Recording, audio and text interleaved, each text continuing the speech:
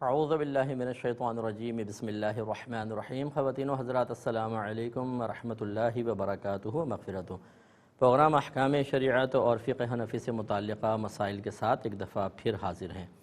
ایک بہن نے کویسچن کیا تھا کہ یہ کیک آرٹسٹ ہیں اور لوگ جو ہیں وہ کارٹون والے کیک بنواتے ہیں، اور اگر ہم منع کریں تو پھر کاروبار پہ فرق پڑتا ہے، کیا حکم شرع ہوگا؟ دیکھیں، اتنی واضح شکل بنانا کہ دیکھنے میں اس کو فوراً یعنی آنکھ ہیں، ناک ہیں، ہونٹ ہیں، باقاعدہ کان، چہرہ، یہ صورت بنانا تو گناہ ہوتا ہے، اور یہ کوئی ایسی ضرورت میں نہیں آتا کہ جس کی بنا پر اس کی اجازت ہو۔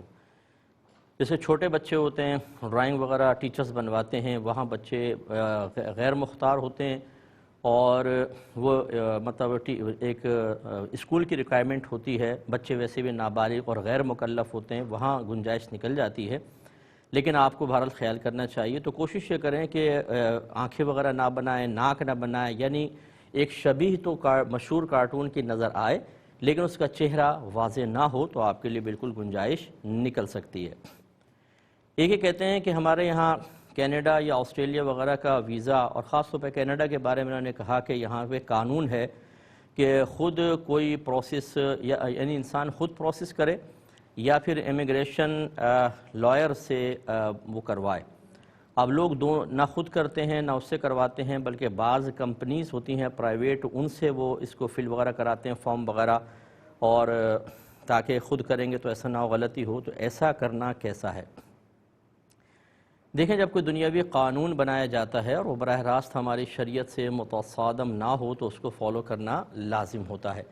لہذا اگر وہاں کا یہ قانون ہے اور اس کی اور سخت قانون ہے، اس طرح کہ اگر آپ ان کو فالو نہ کریں، فرض کر لیں ویسے نکل گیا، لیکن اگر وہ چیک کر لیتے ہیں اور آپ سے معلوم کرتے ہیں اور خلاف قانون پایا جائے تو پھر آپ کو سزا ملے گی، آپ کا اپنے آپ کو ذلت پر پیش کرنا لازم آئے گا، تو پھر یہ غلط ہوگا، ناجائز ہوگا، پھر ان سے خود کریں یا پھر لائر سے کرائیں۔ لیکن اگر یہ دونوں چیزیں نہ ہوں، یعنی آپ کو ذلت پر پیش کرنا لازم نہ آئے، قانون سخت نہیں ہے، ویسے بھی آپ کرتے ہیں، ٹھیک ہے، قانون تو بنایا ہوا ہے لیکن اس میں سختی نہیں ہے، تو پھر آپ خود بھی کر سکتے ہیں۔ ایک کالر ہمارے ساتھ ہیں۔ السلام علیکم۔ السلام علیکم۔ شاید لائن ڈراپ ہو گئی ہے۔ ایک بھائی نے کویسچن کیا تھا کہ جب میں جمعہ ہوتا ہے، پہلے کرونا کی وجہ سے بند تھا لیکن اب دوبارہ جمعہ سٹارٹ ہوا ان کے وہاں، اب تو شاید دوبارہ ہو گیا ہوگا، لیکن جب یہ کویسچن انہوں نے کیا، یہ کہتے ہیں کہ میری کمپنی مجھے باہر جمعہ پڑھنے کے لیے الاؤ نہیں کرتی ہے، تو پھر میں کیا کروں، میرے لیے کیا حکم شرع ہوگا؟ دیکھیں، جمعہ پڑھنا فرض ہے۔ اگر باہر جمعہ ہوتا ہے، کمپنی کے اندر جمعہ نہیں ہوتا ہے، اور آپ اس نوکری کے علاوہ کوئی دوسری نوکری حاصل کر سکتے ہیں، یا دوسری نہیں حاصل کر سکتے لیکن یہ نوکری آپ کے لیے کوئی اتنی امپورٹنٹ نہیں ہے، اس کے علاوہ بھی آپ کے ذرائع آمدنی موجود ہیں، یا اس کے بغیر بھی آپ گزارا کر سکتے ہیں، تو بس پھر تو فرض ہے آپ کو، چاہے کمپنی آپ کو رکھے یا نکالے، جمعہ پڑھنا ہوگا، کیونکہ وہ اللہ کی ڈیوٹی ہے۔ اس کے لیے مخلوق کی ڈیوٹی اس طرح کرنا کہ اللہ تعالیٰ کے فرائض میں کوتاہی ہو، شرعاً جائز نہیں ہے۔ لیکن اگر صورتحال یہ ہو کہ اس جاب کے علاوہ کوئی آپ کے پاس دوسری جاب نہیں ہے اور یہ انتہائی ضروری ہے، اگر آپ نہ کریں تو آپ مثلا گھر کے کفیل ہیں، آپ کا گھر کا گزارا نہیں ہوگا، آپ انتہائی پریشان ہو جائیں گے، ایسی صورت میں بھرپور ریکویسٹ کریں ان سے، اور مطلب جو جیسا بن پڑے ان سے درخواست کریں کہ مجھے جانے دیں، صرف فرض پڑھنے کے لیے آپ نکل جائیں، فرض پڑھ کے آ جائیں، اتنی بھی اجازت مل جائے تو کافی ہے۔ فرض کر لیں لیکن اس کے باوجود نہیں ملتی ہے اور اس کے علاوہ کوئی جاب آپ کے پاس نہیں، یہ چھوڑ دیں، دوسری جاب نہیں ملے گی، اور یہ آپ اس کے مطلب آپ گھر کے کفیل بھی ہیں، یہ تمام مجبوری اگر ہیں تو پھر یہ ایک شرعی عذر بن جاتا ہے۔ ایسی صورت میں آپ ظہر پڑھ لیں، جمعہ نہ پڑھیں فیکٹری کے اندر ہی، اور اللہ تعالیٰ کی بارگاہ میں گڑ گڑا کر توبہ کرتے رہیں کہ اللہ تعالیٰ آپ کے اس قصور کو معاف کرے، اور جیسے ہی آپ کا یہ عذر ختم ہو آپ فوراً سے پیشتر جمعہ باہر جا کر ہی ادا کریں۔ ایک یہ کہتے ہیں کہ کوئی یہ کہتا ہے کہ طلاق دے کر یہ کہتا ہے کہ یہ تو قسمت میں لکھا تھا، میں مجبور محض تھا اس معاملے میں، صحیح کیا ہے؟ دیکھیں، یہ گناہ ہے یہ کہنا کہ جی میں مجبور محض تھا ایسے مسائل میں کہ جس میں ہم کوئی فیصلہ کر سکتے ہیں، جس میں ہمارے ارادے کا عمل دخل ہو۔ مثال کے طور پر یہی کفر، اسلام، نیکی، بدی، صحیح، غلط، طلاق کا واقع کرنا، نہ کرنا، اس میں اگرچہ ارادہ الہی کار فرما ہوتا ہے، لیکن ہمیں بھی یک گونا یعنی ایک جہت سے ہمیں بھی کچھ نہ کچھ اختیار ہوتا ہے. ہم مجبور محض نہیں بنائے گئے ہیں. اگر ایسا ہوتا تو پھر مکلف بنانے کا مطلب ہی کیا تھا؟ پھر تو سب کچھ جب اللہ کی مرضی سے ہے، مجبور محض ہے، تو حساب کتاب کس چیز کا رہا؟ جنت دوزخ میں کیوں ڈالا جائے گا؟ یہ تو یقینی سی بات ہے کہ انسان اپنے قدرت و اختیار سے کوئی چیز کرتا ہے، صحیح اختیار کرتا ہے اس کا انعام ملے گا، اور غلط اختیار کرتا ہے تو اس کی سزا ملے گی. ورنہ تو ہر کافر کہہ سکتا ہے کہ میں نے کفر اختیار کیا، میرا کیا قصور، میں مجبور محض تھا، اللہ نے مجھے کافر رکھا. پھر ایک مسلمان کا کیا کمال کہ وہ یہ کہے کہ جی میں بعمل مسلمان ہوں، متقی پرہیزگار ہوں، میں نے جنتیوں والے عمل کیے، اس کا تو کوئی کمال نہیں، وہ تو اللہ کا کمال ہے. حالانکہ قرآن عظیم میں اللہ تعالیٰ نے کفار کی جا بجا مذمت فرمائی ہے، اور نیک پرہیزگار متقی مسلمانوں کی حوصلہ افزائی فرمائی ہے، ان کی مدح فرمائی ہے، ان کے لیے انعامات کا تذکرہ فرمایا ہے. لہٰذا یہ بالکل غلط ہے. آپ یوٹیوب پہ جائیں اور وہاں پر ہمارا تقدیر کا بیان پڑھا ہوگا، لکھیے گا تقدیر کا بیان بائے مفتی اکمل، اس کو ایک دفعہ پورا آپ اچھی طرح سنیں، کیونکہ یہاں وہ مقام یہ مقام ایسا نہیں ہے کہ اس میں پوری تفصیل کے ساتھ آپ کو تقدیر کا مسائل ذکر کروں. صرف اتنا پوائنٹ ہے یاد رکھیں جو میں نے ضمن نبی عرض کیا کہ جتنے بھی اس طرح کے مسائل ہیں، کفر، اسلام، نیکی، بدی، ہدایت، گمراہی، صحیح، غلط، اور اسی طرح آپ کا فیصلہ کرنا کہ طلاق دوں یا نہ دوں، یہ چیزیں جو ہیں سب یہ اس میں ہمیں اختیار ہوتا ہے. اسی وجہ سے غلط اختیار کرنے کی بنا پر ہمیں سزا ملتی ہے، اور صحیح چیز اختیار کرنے پر اللہ کا انعام ملتا ہے. اس کے علاوہ باقی چیزوں میں ہم مجبور محض ہیں. صحیح بات یہ ہے، یعنی پیدا کب ہوں گے، لڑکا ہوگا، لڑکی ہوگی، کس سے شادی ہوگی، اگرچہ اس میں ہم بھی چوائس کرتے ہیں، لیکن اللہ نے مقرر کیے ہوئے ہیں. اس میں ہمیں عمل کا حکم ہے، لیکن نتیجہ وہی نکلے گا جو اللہ تعالیٰ نے ہمارے لیے لکھ دیا ہے. ایک کالر ہمارے ساتھ ہیں. السلام علیکم. وعلیکم السلام. جی مفتی صاحب، میں نے آپ سے 3-4 کوشچن پوچھنے تھے. جی. پہلا کوشچن ہے، میں نے اپنے بچوں کے نام پہ اکاؤنٹ کھلوایا ہوا ہے، تو وہ کرنٹ اکاؤنٹ نہیں کھل سکتا تھا، سیونگ کھلا ہے. تو ہر مہینے کے مہینے اس پہ بینک والے مطلب 10 پاؤنڈ یا اس طرح پیسے لگاتے ہیں پیسوں پہ جو جمع ہے. تو وہ میں پیسے کسی غریب کو دے سکتی ہوں یا زکوٰۃ کے طور پہ کس طریقے سے دے سکتی ہوں؟ ٹھیک ہے. ہاں جی. اور دوسری بات یہ ہے کہ میں وہ سوچ رہی ہوں کہ بچوں کے ایسے پیسے پڑے ہوئے ہیں، تو اگر ان کا مکان لے لیا جائے اور مطلب کسی کے نام پہ، تو مگر وہ مکان میرے بچوں کا ہی بڑے ہو کے ان کے کام آئے تو وہ کیسا رہے گا؟ اور وہ ابھی بہت بچے چھوٹے ہیں، تو اس پہ زکوٰۃ بنتی ہے دینا یا نہیں بنتی جو ان کے پیسے پڑے ہوئے ہیں؟ ٹھیک ہے. اور میں انشاءاللہ عرض کرتا ہوں. ایک کالر ہمارے ساتھ ہیں. السلام علیکم. السلام علیکم مفتی صاحب. وعلیکم السلام. میرے 2 سوال ہیں. جی بولیے. یہ کہ جب ہم سجدہ تلاوت قرآن پاک ختم کرتے ہیں تو ہم 14 سجدے اکٹھے کر سکتے ہیں یا جو سجدہ درمیان میں آئے ساتھ کرنے چاہیے؟ اور بولیے. اور دوسرا یہ کہ سجدہ تلاوت کی نیت اسی طرح کریں گے جس طرح نماز کی کرتے ہیں، اور سبحان ربی اعلیٰ بولیں گے جب ہم سجدے میں جائیں گے؟ ٹھیک ہے. اور اسلام پھیریں گے ہم؟ میں عرض کرتا ہوں انشاءاللہ. ایک اور کالر ہیں. السلام علیکم. وعلیکم السلام ورحمۃ اللہ وبرکاتہ. حضرت مفتی صاحب خیریت سے ہیں؟ اللہ کا بڑا کرم. میرا نام طیب ہے، متحدہ عرب امارات سے بات کر رہا ہوں. جی بولیے. 2 سوال ہیں مفتی صاحب. ایک پہلی بات یہ کہ ایسی چادر جس پہ چڑیا کی تصویر جو صاف سمجھ میں آ رہی ہو کہ یہ کسی پرندے کی تصویر ہے، اس کو بچھانا جائز ہے یا نہیں؟ بستر پہ بچھایا آپ نے؟ جی بستر پہ. جی بستر پہ. ٹھیک ہے. اور دوسرا سوال یہ صاحب کہ جیسے کہ آج کل کی دعوت میں کچھ لوگ جو ویسے تو تعلیم یافتہ ہیں، یعنی دنیاوی ڈگریاں موجود ہیں، مگر دین کے خلاف بات کرنا. جی بولیے. جی دین کے خلاف بات کرنا بڑا ضروری سمجھتے ہیں. تو ایسی دعوتوں میں شرکت کرنا کہ جہاں پہ لوگ کھلے عام اس کے خلاف بات کرتے ہوں اور سمجھانے کے اوپر بحث و تکرار کی صورت بن جائے، تو کیا ایسی دعوت میں شرکت سے معذرت کرنا چاہیے یا خاموشی اختیار کرنی چاہیے؟ ٹھیک ہے. میں عرض کرتا ہوں، ابھی عرض کرتا ہوں انشاءاللہ. ایک بھائی نے کویسچن کیا کہ کسی شوہر نے اپنی زوجہ کو جھگڑا ہو رہا تھا، غصہ آیا، اس نے کہا میں تمہیں طلاق دیتا ہوں، طلاق.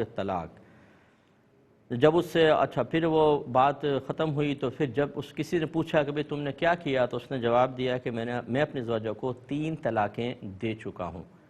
اب انہوں نے کسی مفتی صاحب سے معلوم کیا کہ جی میں بہت شدید غصے میں تھا، میں تو ہوش میں ہی نہیں تھا، میں نے جب اس طرح کہا تو کیا طلاق واقع ہو گئی؟ تو انہوں نے کہا کہ نہیں، طلاق واقع نہیں ہوئی ہے، کیا حکم شرع ہوگا؟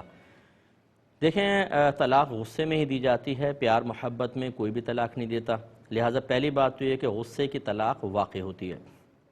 ہاں یہ ضرور ہے کہ اگر کسی شخص کی عادت معروف ہو کہ جب اسے غصہ آتا ہے، اتنا خطرناک غصہ آتا ہے کہ وہ عالم ہوش سے بیگانہ ہو جاتا ہے، اپنا سر پھاڑ دیتا ہے، چیزیں اٹھا کے پھینکتا ہے، اور جب عالم ہوش میں آتا ہے تو اسے کچھ بھی یاد نہیں رہتا کہ میں نے کیا کیا ہے، اگر ایسی صورتحال ہو، اور عادت معروف کا مطلب کہ مشہور ہے کہ اس کو ایسا ہی غصہ آتا ہے، تو پھر اس حالت میں جو اگر وہ طلاق دیتا تو طلاق واقع نہ ہوتی۔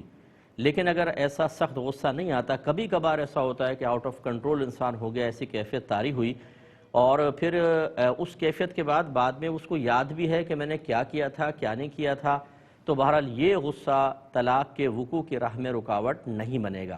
موجودہ صورتحال میں یہی ہے کہ اس نے اگر شدید غصے میں طلاق دی، بعد میں جب پوچھا تو کہا میں 3 طلاقیں دے چکا ہوں، اس کا مطلب ہے عالم ہوش سے بیگانہ نہیں تھا، اسے پتہ ہے کہ اس غصے کی حالت میں کیا کر چکا ہوں، لہٰذا یہ تینوں طلاقیں واقع ہو گئیں۔ پہلے میں اگر کوئی عذر تھا بھی، جب اس سے پوچھا کہ 3 طلاقیں دے دی، اس نے کہا ہاں دے دیں، تو تینوں واقع ہو گئیں۔ تھوڑا سا کلام مزید کریں گے لیکن ایک چھوٹے سے بریک کے بعد۔ بسم اللہ الرحمن الرحیم، پہلے کال لیتے ہیں۔ السلام علیکم۔ السلام علیکم۔ جی وعلیکم السلام۔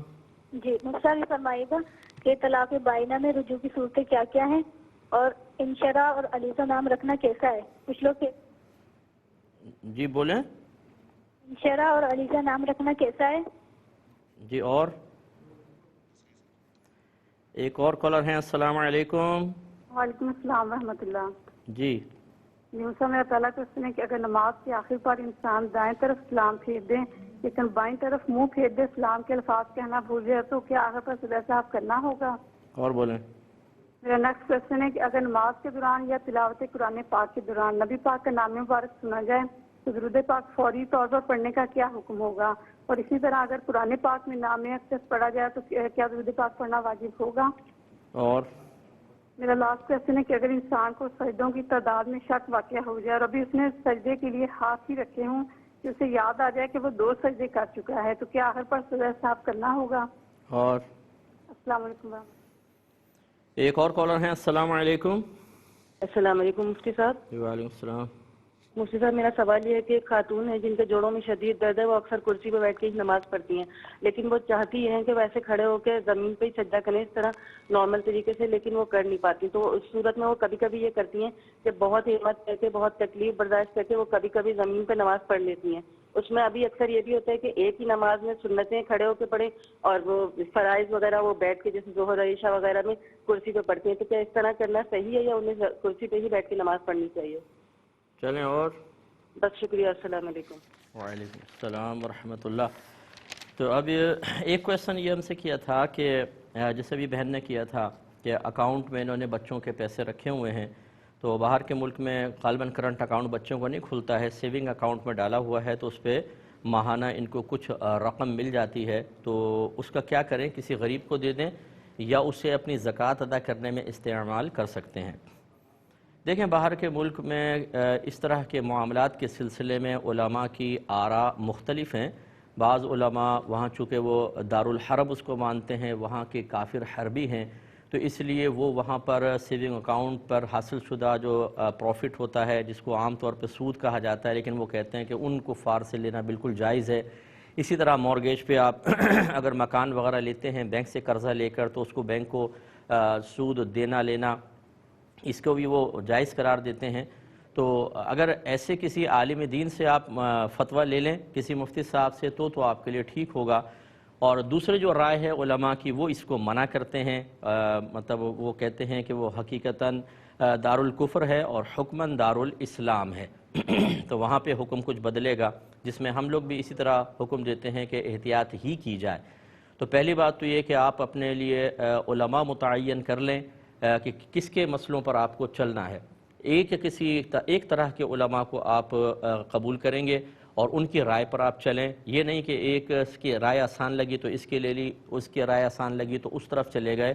ہمارا مشورہ یہ ہوگا، اگر آپ حنفی بھی ہیں تو اور سامنے مفتیان کرام بھی حنفی ہیں تو کسی ایک حنفی مفتی کو فالو کریں، تاکہ جو شرعی احکام میں اللہ تبارک و تعالیٰ نے ایک آزمائش کا پہلو رکھا ہے کہ بعض اوقات چیز ہمارے مرضی کے مطابق نہیں ہوتی لیکن ہم اللہ کی رضا کے لیے اس تکلیف کو برداشت کرتے ہیں، یہ حکمت باطل نہ ہو۔ تو اگر فرض کر لیں کہ آپ ان علماء کو فالو کر رہی ہیں، انہی کو کرتی ہیں جو اس کو جائز کہتے ہیں، تو پھر تو بالکل ٹھیک ہے، وہ آپ کے لیے بالکل طیب حلال ہے، غریب کو دیں چاہے اس کو اس سے زکوٰۃ ادا کریں، آپ کے لیے بالکل صحیح۔ اور اگر آپ دوسری قسم کے علماء کو فالو کرتی ہیں تو اس صورت میں یہ آپ کا لینا صحیح نہیں ہوگا۔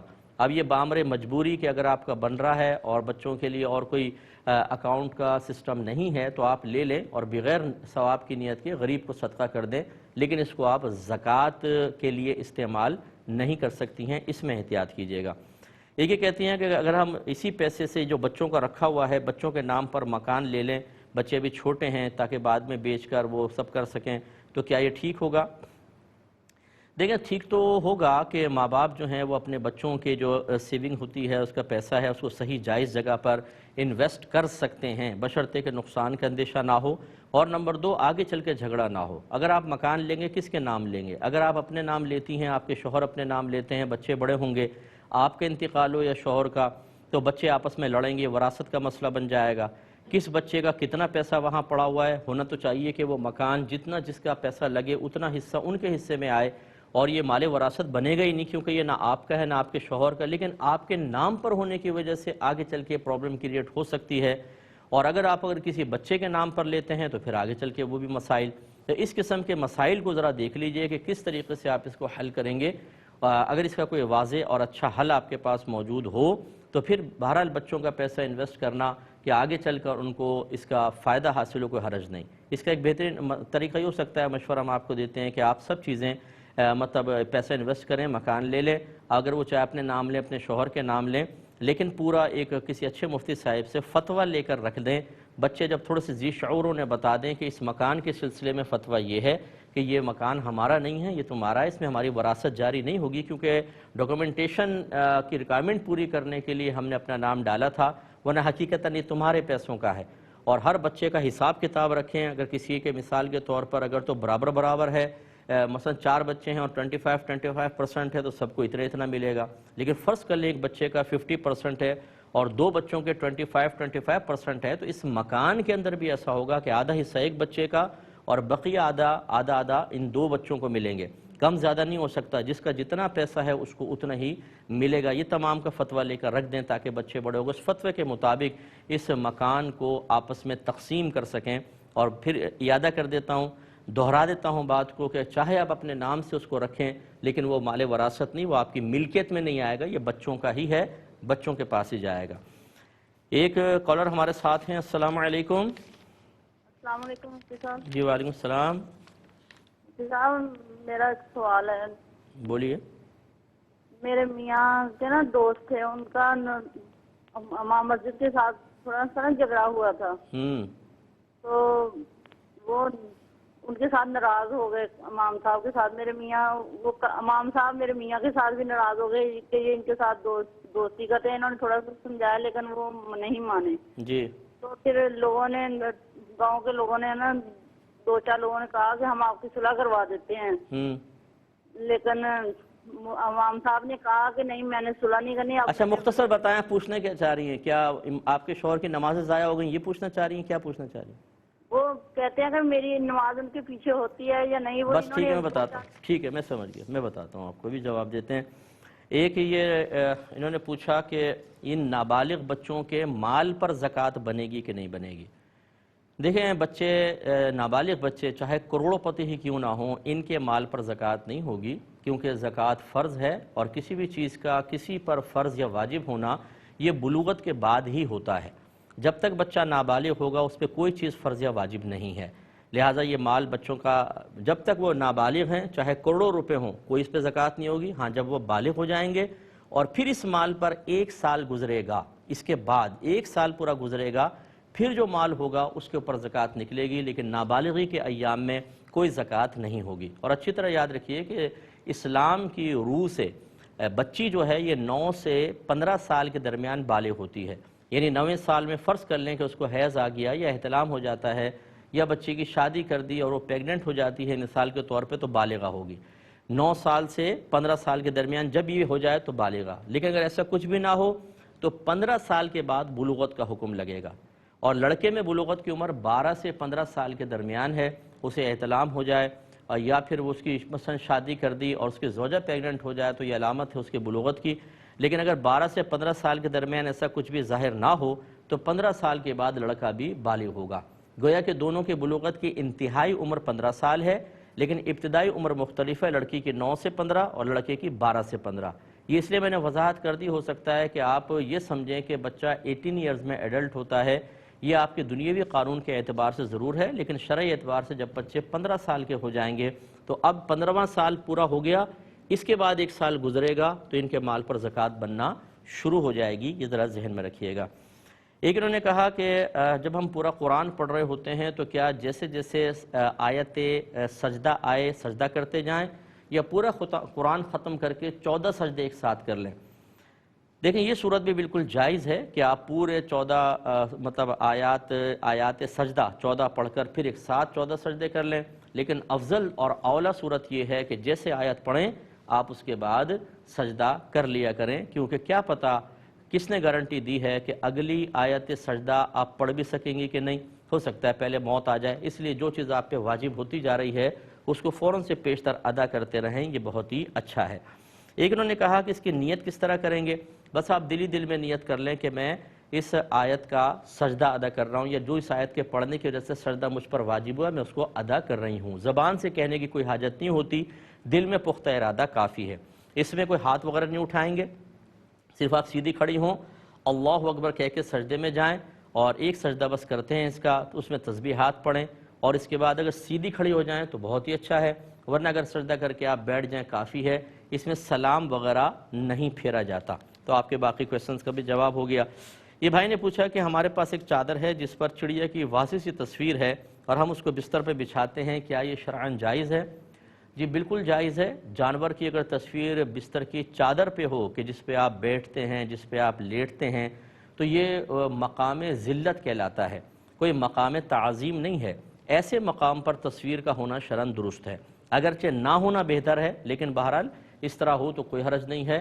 سیدہ عائشہ صدیقہ رضی اللہ تعالی عنہا نے نبی کریم صلی اللہ علیہ وسلم کے بیٹھنے کے لیے ایک گدی تیار کی تھی جس پر تصویر تھی، اور میرے آقا صلی اللہ علیہ وسلم نے اس کو استعمال فرمایا، تو اس لیے اس میں کوئی حرج نہیں ہے. لیکن اب ہوتا یہ ہے کہ چونکہ لوگوں کو مسائل تو معلوم نہیں ہوتے، لوگ آپ کے گھر پر آئیں گے، آپ کی اس بیڈ شیٹ کو دیکھ کر کہیں گے کہ دیکھو جی انہوں نے گناہ کیا ہوا ہے. حالانکہ آپ گناہگار نہیں ہوں گے، وہ کہنے والے گناہگار ہوں گے، کیونکہ غیر گناہ کو گناہ کہنا گناہ ہوتا ہے. اسی طرح گناہ کو غیر گناہ کہنا یا یہ کہنا یہ گناہ نہیں ہے، یہ بھی گناہ ہوتا ہے. تو یہ لوگوں کو چونکہ معلوم نہیں ہوتا، اس لیے بہتر ہے کہ آپ سادہ یا کوئی پرنٹڈ اور طرح کی بیڈ شیٹ بچھائیں. لیکن بہرحال اگر آپ اس طرح جانور والی کرتے ہیں، بچھاتے ہیں، آپ کو اگر بدگمان ہوتا ہے تو آپ اس کو وضاحت کر دیتے ہیں تو بہت اچھی بات ہے، جائز ہے. ایک مختصر سا بریک لیں گے، ہمیں یقین ہے آپ ہمارے ساتھ ہی رہیں گے. بسم اللہ الرحمن الرحیم. ایک کویسچن یہ کیا تھا کہ دعوت میں بعض اوقات ہم لوگ جاتے ہیں تو اس میں اگرچہ دنیاوی لحاظ سے تعلیم یافتہ لوگ ہوتے ہیں، لیکن وہ دین کے خلاف بات کرنا اپنے لیے غالباً ضروری سمجھتے ہیں. تو اکثر ایسی ہوتا ہے کہ ہم سنتے ہیں کہ وہ دین کے خلاف بولتے ہیں. اب اگر ہم ان کو جواب دیں تو اچھی خاصی بحث مباحثہ کی سی صورت بن جاتی ہے، اور نہ وہ خاموش ہونے کے لیے تیار ہوتے ہیں نہ ہم ہوتے ہیں. تو کیا کریں کہ ہم شرکت سے منع کر دیں یا وہاں جائیں اور بحث نہ کریں، خاموشی اختیار کریں؟ سننے کے باوجود کیا حکم شرع ہوگا؟ دیکھیں یہ ہمیشہ ہر جگہ تو نہیں ہوتا کہ آپ جب جاتے ہیں ایسے کوئی نہ کوئی افلاطون وہاں موجود ہوتے ہیں کہ جیسے آپ پہنچے اور بحث و مباحثہ سٹارٹ ہو گیا. ہاں ہو سکتا ہے کہ بعض شادیوں میں اگر آپ جائیں تو اس طرح کے لوگ موجود ہوں. تو اس طرح کے لوگوں کی موجودگی نہ لازم ملزوم ہے، نہ اس طرح کے لوگوں کی موجودگی کے بعد اس قسم کا موضوع چھڑ جانا بھی کوئی ضروری ہے. لہذا شریعت ایسے مبہم اور غیر موجود چیزیں جو ضروری نہیں ہے کہ ہوں، اس پر آپ کو شرکت سے منع نہیں کرے گی. ہاں اگر آپ کو پہلے پتہ ہے مثال کے طور پہ کہ جی بینڈ باجے بجتے ہیں اور خرافات ہوتی ہیں، مردوں عورتوں کا بہت زیادہ اختلاط ہے وہاں پر، تو ایسی صورت میں تو پہلے آپ کو پتہ ہے آپ نہ جائیں. لیکن یہ بات چھڑے گی کہ نہیں چھڑے گی، اس قسم کے لوگ اس والی شادی میں موجود ہیں یا نہیں، یا ہیں تو ضرور کیا یہ بات کریں گے؟ یہ سب مبہم اور غیر موجود سی چیزیں ہیں، لہٰذا آپ کا شرکت کرنا تو بالکل درست ہے۔ دوسری بات یہ کہ اگر کوئی ایسی بحث چھیڑ دیتا ہے تو پھر آپ یہ دیکھیں کہ اگر آپ اس کو روک سکتے ہیں، اگر آپ اچھے مدلل جواب دینے کی صلاحیت رکھتے ہیں تو انتہائی شستہ انداز سے ان کو روک کر اور اچھے جواب دے کر ان کو لاجواب کرنے کی کوشش کریں، تب تو آپ کا بولنا بالکل ٹھیک ہے۔ لیکن اگر آپ یہ سمجھتے ہیں کہ مانے گا نہیں بلکہ اور کلمات کفر کہنے لگے گا، اور زیادہ سیخ پا ہو کر اور زیادہ مطلب اس چیز میں ضد پیدا کر کے یا اس کے باطن میں ضد پیدا ہوگی اور زیادہ مطلب باتیں کرے گا، بلکہ اس کو بنیاد بنا کر اور شادیوں میں بھی کرے گا، تو ایسی صورت میں خاموش ہو جانا بہتر ہے۔ لیکن آپ پہ واجب ہوگا کہ وہاں نہ بیٹھیں بلکہ اٹھ کر کسی دوسری ٹیبل پر یا دور جا کر بیٹھ جائیں تاکہ اس کی یہ غلط باتیں آپ کے کان تک نہ پہنچیں۔ اور بہت بہتر یہ ہے کہ آپ اس قسم کے لوگوں کی جو باتیں سنتے ہیں ان کو نوٹ کر لیں، نوٹ کرنے کے بعد اس کے جواب تلاش کریں، یہ کسی اچھے مسترد مفتی صاحب سے اس کے جواب لے کر اپنے ذہن میں رکھیں کہ کبھی ایسا ہوتا ہے کہ آپ ان سے بحث مباحثہ نہ کریں لیکن وہ بول کے چلے گئے، کچھ لوگوں کا ذہن خراب کیا، تو کم از کم ان کے ذہنوں کو تو آپ صاف کر سکتے ہیں، ان کی برین واشنگ تو آپ کر سکتے ہیں۔ تو اس لیے علم دین اتنا سیکھنا جو اس قسم کے غلط قسم کے لوگوں کی باتوں کا جواب دے سکیں بہت ہی ضروری ہے۔ اگر آپ جواب نہیں دیں گے تو یہی کامیاب ہوں گے اور نقصان ہوگا۔ ایک یہ اور پھر کویسچن ہم سے پوچھا تھا کہ کسی نے یہ کہا کہ عید پر بچوں کو گفٹ دینا گناہ ہوتا ہے کیونکہ کرسمس میں بھی بچوں کو گفٹ دیا جاتا ہے تو یہ ان سے مشابہت ہو جائے گی، تو وہ کہتے ہیں اب ہم کیا کریں، دیں یا نہ دیں؟ دوسری بات یہ کہ اگر ہم نہیں دیتے، ہم رک جاتے ہیں تو بچے اپنے فرینڈس وغیرہ ہوتے ہیں ان سے گفٹ لیتے دیتے ہیں، تو کیا یہ بہتر نہیں ہے کہ ہم اپنی عید پر گفٹ دیں تاکہ بچے اس طرف مائل نہ ہوں اور ان کو اپنی عید کی ترغیب ملے؟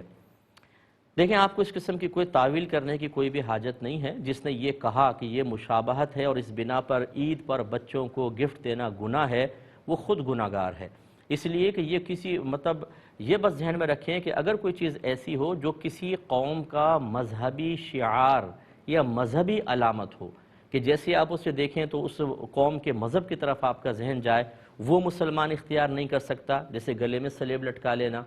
اور اسی طرح اگر کوئی کسی غیر قوم کا قومی شعار ہو کہ آپ اسے دیکھیں تو فوراً آپ کا انتقال ذہن کسی قوم کی طرف جائے، ایسا کوئی عمل ہو جو مذہب سے تعلق نہیں رکھتا لیکن قوم کا ایسا وہ کوئی مطلب مشہور فعل ہے، مشہور عمل ہے کہ جب آپ اس کو دیکھتے ہیں تو فوراً غیر قوم کی طرف جاتا ہے، ذہن چلا جاتا ہے، تو پھر وہ مسلمان ایسے فعل کو بھی اختیار نہیں کر سکتا۔ اگر یہ دونوں چیزیں نہ ہوں تو پھر اختیار کرنے میں حرج نہیں۔ مثلا کانٹے سے کھانا، چمچے سے کھانا، سالگرہ کرنا، یہ ایسی نہ کسی کا مذہبی شعار ہیں، نہ یہ ایسی چیزیں ہیں کہ اگر آپ کوئی سالگرہ کر رہا ہو تو آپ کہیں شاید یہ فلاں مذہب سے تعلق رکھتا ہے، فلاں سے کوئی انتقال ذہن نہیں جاتا۔ اسی طرح پینٹ شرٹ پہننا، پہلے یہ مسلمانوں میں رائج نہیں تھا لیکن اب اتنا زیادہ رائج ہو گیا کہ کوئی اگر مسلمان سامنے سے پینٹ شرٹ پہن کر آ رہا ہو تو کیا اس کو دیکھ کر یہ گمان ہوتا ہے کہ یہ کافر آ رہا ہے؟ نہیں ہوتا، یہ مسلمانوں میں بہت زیادہ عام ہو گیا ہے۔ اس کا مطلب ہے کہ یہ چیزیں جو میں نے ابھی گنوائیں، ٹیبل کرسی پہ کھانا یا چمچے کانٹے سے کھانا یا ٹوتھ برش استعمال کرنا یا سالگرہ وغیرہ کرنا، نہ کسی قوم کا مذہبی شعار ہے، نہ کسی قوم کی ایسی قومی علامت ہے کہ دیکھیں تو اس کافر قوم کی طرف ذہن جائے، تو بالکل جائز ہے۔ تو ہماری عید پر گفٹ دینا یہ تو مطلب رائج ہے، عیدی وغیرہ دیتے ہیں، ویسے تحفے تحائف دیتے ہیں، لہٰذا اس میں کوئی ان سے مشابہت نہیں ہے، نہ یہ دینا گناہ ہے۔ اور جب گناہ نہیں ہے تو بالکل آپ دے سکتے ہیں۔ اس میں قصد و ارادہ یہ کرنا کہ چلے ہم یوں نیت کر لیں تاکہ بچے اس طرف مائل نہ ہوں، اس کی بھی حاجت نہیں ہے، آپ ٹھیک ہے دیں۔ اگر یہ بظاہر مشابہت نظر بھی آ رہی ہے لیکن اس میں کوئی گرفت نہیں ہے۔ اگر میں سیدھے ہاتھ سے کھاتا ہوں اور یہ غیر مسلم بھی سیدھے ہاتھ سے کھاتا ہے تو کیا میں اس وجہ سے الٹے ہاتھ سے کھانا شروع کر دوں کہ یہ مشابہت ان کے ساتھ ہو رہی ہے؟ ایسا نہیں ہوتا ہے۔ تحفے دینے کا نبی کریم صلی اللہ علیہ وسلم نے حکم دیا، تحادو تحابو، ایک دوسرے کو تحفے دو، تحادو تحابو، ایک دوسرے کو تحفے دو، باہم محبت میں اضافہ ہوگا، لیکن بس وہ نامحرم کو نہیں دینا ہوگا، مطلب وہ کہنے کا جو آپس میں یا بچوں کو تحفے آپ دیں، تو یہ تو نبی کریم صلی اللہ علیہ وسلم کے فرمان ذیشان کے مطابق ہے۔ تو اس میں کسی غیر قوم سے مشابہت کا کیا مطلب؟ اس طرح اگر مشابہت دیکھی جائے، غیر قوم منہ سے کھاتی ہے تو ہم منہ سے نہ کھائیں، اس طرح کی مشابہتوں پر کوئی گرفت نہیں ہوتی ہے۔ جس نے یہ کہا غلط کہا ہے۔ یہ کہتے ہیں، یہ بھی آفر کویسچن تھا کہ میں ایک ٹیچر ہوں ایک اسکول میں، جب بچے غیر حاضر ہوتے ہیں تو ہم غیر حاضری لگاتے ہیں، لیکن ہماری مینجمنٹ یہ کہتی ہے اسکول کی کہ 80% حاضری یا 90%، انہوں نے کچھ لکھا تھا میرے ذہن سے نکلا کہ یہ تو ہمیں کم از کم ضرور شو کرنی ہے ورنہ اسکول کا امیج خراب ہوتا ہے۔ لہذا اگر کوئی بچہ غیر حاضر بھی ہو آپ اس کی حاضریاں لگا دیا کریں تاکہ ہمارا امیج خراب نہ ہو۔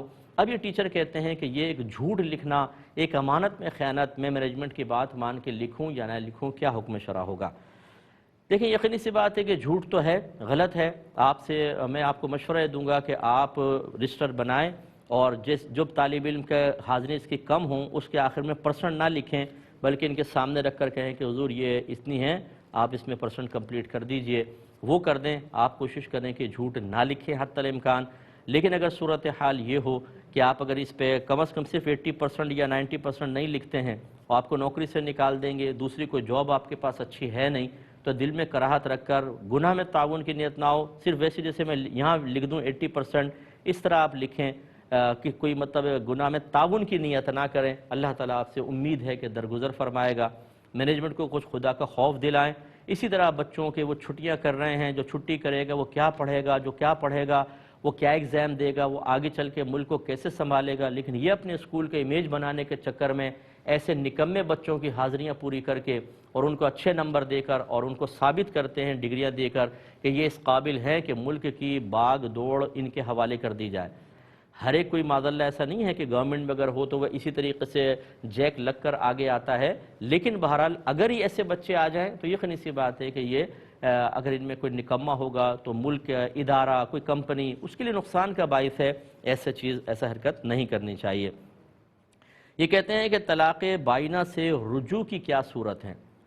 دیکھیں طلاق بائنہ کا مطلب یہ ہوتا ہے کہ ایسی طلاق جس سے فوری طور پر نکاح ٹوٹ جاتا ہے، جیسے لفظ کنایہ سے کسی شوہر نے طلاق دی، مثلا غصے میں کہا جا میں نے تجھے آزاد کیا، تو طلاق واقع ہو جائے گی، یا غصے میں نہیں نارمل حالت میں ہے لیکن طلاق کی نیت سے کہہ دیا جا میں نے تجھے آزاد کیا، تو طلاق ہوگی اور نکاح فوراً ٹوٹ جائے گا۔ اور اس میں پھر رجوع کے لیے نکاح کرنا پڑتا ہے، جدید نکاح، چاہے وہ عدت کے اندر دوبارہ رکھنا چاہتا ہے یا عدت گزرنے کے بعد، بہرحال نکاح کرنا ہوگا۔ تو طلاق بائنہ میں رجوع کے لیے نکاح کی ایک صورت ہوتی ہے، باقی اور کوئی صورت نہیں ہوگی۔ ایک انہوں نے کہا یہ انشرح نام رکھنا اور علیزہ نام رکھنا، دیکھیں انشرح تو بالکل مطلب صحیح نام نہیں ہے۔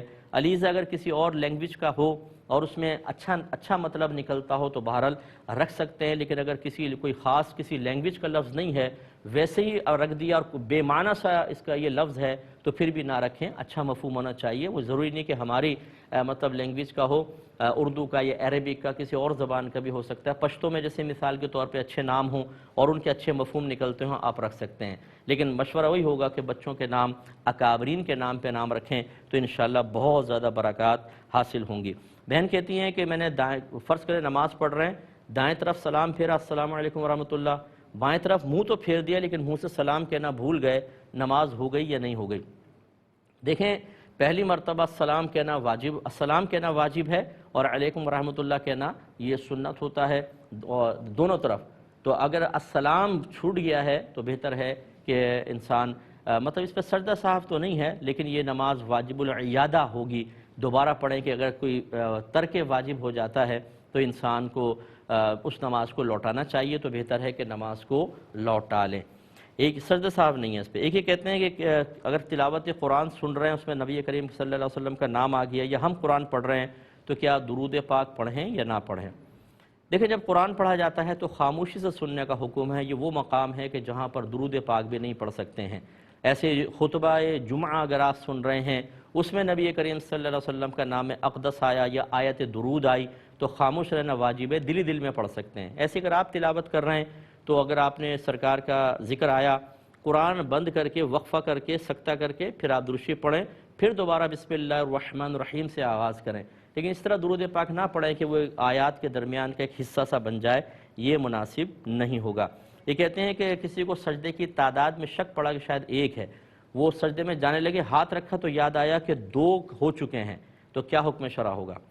دیکھیں اگر یہ کیونکہ 2 سجدے ہو گئے تھے، اس کے بعد یا تو اتحیات میں بیٹھنا تھا یا اگلی رکعت کے لیے کھڑا ہونا تھا، آپ رک گئے اور آپ نے دونوں ہاتھ رکھے، اگر اس پورے فعل میں 3 بار سبحان اللہ کی مقدار وقفہ ہو گیا، وقت گزر گیا تو سجدہ صاحب لازم ہوگا، اس سے کم تھا تو نہیں ہوگا۔ یہ کہتے ہیں کہ خاتون کرسی پہ نماز پڑھتی ہیں، اگر ویسے زمین پر سجدہ کریں بہت ہی سخت ان کو تکلیف ہوتی ہے، کبھی کبھی وہ جبر کر کے کر لیتی ہیں، کیا حکم شرع ہے؟ دیکھیں اس طرح کا جبر کرنا اپنے لیے شرعاً جائز نہیں، اپنے آپ کو تکلیف پہنچانا شریعت کو ناپسند ہے، وہ کرسی پر بیٹھ کے ہی پڑھیں۔ اس طرح انہوں نے کہا کہ کچھ جیسے سنتیں بیٹھ کے پڑھ لیں اور فرائض کھڑے ہو کر پڑھ لیے مثلاً، تو اس کی بھی حاجت نہیں، پوری نماز سنن ہیں، نوافل ہیں، فرائض ہیں، وہ کرسی پر بیٹھ کے پڑھیں جس میں مطلب بالکل آرام سے وہ پڑھ سکتی ہوں۔ ایک انہوں نے کہا کہ ان کے شوہر کے دوست کے امام صاحب سے جھگڑا ہوا، ان کے شوہر سمجھانے گئے تو امام صاحب ان سے بھی ناراض ہو گئے، اب لوگ صلح کروانا چاہتے ہیں، بھی صلح ہو نہیں رہی، امام صاحب ناراض ہیں، تو ان کے شوہر یہ پوچھتے ہیں کہ کیا میری ان کے پیچھے نماز ہوگی کہ نہیں ہوگی، جائز ہے کہ نہیں۔ اور اس میں کویسچن بھی بڑھا لیں کہ بعض سمجھتے ہیں کہ امام صاحب سے جھگڑا ہو گیا، ہم نے امام صاحب کے بارے میں کچھ کہہ دیا تو جتنی ان کے پیچھے نماز پڑھی سب کے سب ضائع ہو گئیں۔ یہ دونوں مسئلے غلط ہیں۔ اگر فرض کر لیں کوئی نااتفاقی ہو بھی جاتی ہے، فرض کر لیں آپ ہی کوئی زیادتی کر دیتے ہیں امام صاحب کے ساتھ، تو پچھلی سابقہ نمازوں کے ضائع ہونے کا کوئی اس سے تعلق نہیں ہے، وہ نمازیں آپ کی ہو گئیں۔ اسی طرح اگر ناراضگی ہے پھر بھی امام صاحب کے پیچھے آپ نماز پڑھ سکتے ہیں۔ ہاں اگر ناراضگی اس وجہ سے ہے کہ امام صاحب میں کوئی شرعی عذر ہے، کوئی غلطی ہے، وہ اعلانیہ گناہ کر رہے ہیں، دیگر چیزیں، تو پھر آپ چاہے ناراض ہوں چاہے راضی، ان کے پیچھے نماز نہیں ہوگی، صحیح نہیں ہے۔ مثال کے کوئی امام صاحب خدا نخواستہ غلط قسم کے کاموں میں ملوث ہے، تو آپ چاہے ناراض ہوں یا ناراض نہ ہوں، ان کے پیچھے نماز نہ پڑھیں، کیونکہ جو اعلانیہ طور پہ گناہ کر رہا ہے اس کے پیچھے نماز نہیں ہوتی۔ مطلب اس کے پیچھے نماز پڑھنا گناہ ہے، یوں سمجھ لیجئے کہ ہو تو جائے گی، فرائض ادا ہو جائیں گے لیکن گناہ گار ہوں گے۔ ایسے شخص کے پیچھے نماز نہ پڑھ کر اس کو خطا کا احساس دلانا گویا کہ واجب ہے۔ لیکن اگر امام میں کوئی شرعی غلطی نہیں ہے، بس یہ صرف تلخ کلامی ہوئی ہے، تو چاہے امام صاحب ناراض ہوں، آپ نماز پڑھیں گے، آپ کی نماز بالکل صحیح ہو جائے گی۔ اللہ تعالی ہمیں جو کچھ سنا اس پہ عمل پیرا ہونے کی توفیق عطا فرمائے۔ چونکہ اب وقت ختم ہو رہا ہے، اپنے میزبان کو، ہماری کیو ٹی وی کی پوری ٹیم کو اجازت مرحمت فرمائیں۔ آپ ہمارے لیے دعا کیجیے، ہم آپ کے لیے دعا گو ہیں کہ اللہ تبارک و تعالی آپ کو دین کے راستے پر استقامت عطا فرمائے، اپنے گھر والوں کی دینی تربیت کر کے ان کے لیے جنت کا راستہ آسان کرنے کی توفیق عطا فرمائے۔ آمین۔ وآخر دعوانا ان الحمدللہ رب العالمین۔